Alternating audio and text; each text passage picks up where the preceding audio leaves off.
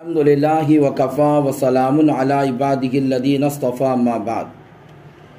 खुशबू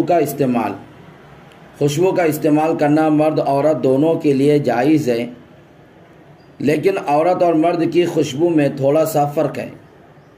फ़र्क यह है कि मर्द ऐसी खुशबू लगाए जिससे कपड़े रंगीन ना हो और खुशबू दूर तक फैले, और ख़वातीन ऐसी खुशबू लगाए जिससे कपड़ों पर रंग चाहे आ जाए लेकिन खुशबू उसके अपने वजूद से आगे ना बढ़े, या शौहर करीब हो तो उस तक पहुंच जाए।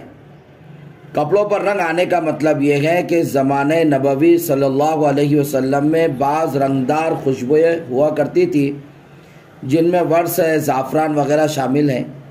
इनसे दो काम लिए जाते थे, एक रंग का कपड़ों पर रंग आ जाना और दूसरा खुशबू।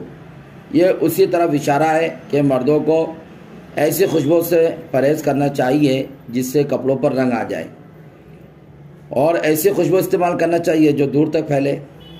और मज़कूरा तफसील हज़रत अबू हुरैरा रज़ियल्लाहु तआला अन्हु की रिवायत से साबित है कि अगर औरत ऐसी खुशबू लगाए जिससे खुशबू दूर तक फैले, और इस हाल में अगर यह मर्दों की मजलिस या मर्दों के करीब से गुजर जाए और मर्दों को उसकी खुशबू आ जाए, तो अल्लाह की नज़र में ऐसी औरत ज़िनाकार शुमार होती है।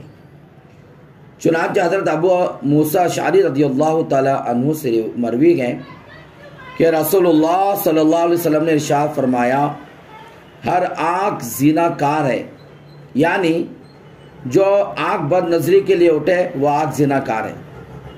और कोई औरत जब खुशबू लगाकर मर्दों के पास से गुजरे तो वह ऐसी गए वैसी गए, यानी ज़िनाकार है। उम्मुल मोमिनीन हज़रत मैमूना रज़ियल्लाहु तआला अन्हा से मरवी है कि रसूलुल्लाह सल्लल्लाहु अलैहि वसल्लम ने इरशाद फरमाया, जब कोई औरत खुशबू लगाकर घर से निकलती है और मर्द उसे देखते रहते गए, तो उस औरत के घर वापस आने तक अल्लाह ताला मुसलसल उस खुशबू लगाने वाली औरत से नाराज़ रहते गए, जिसकी खुशबू मर्दों तक पहुंच गई, मर्दों की नज़रें उस तक उड़ गई। बहरहाल नेक ख़वातीन को इस किस्म की खुशबू लगाने से परहेज़ करना चाहिए जो गैर मर्दों की नाक तक पहुँचे, और वो उस खुशबू की बिना पर उसे देखे, ताकि वो अल्लाह की नज़र में बदकार शुमार ना हो।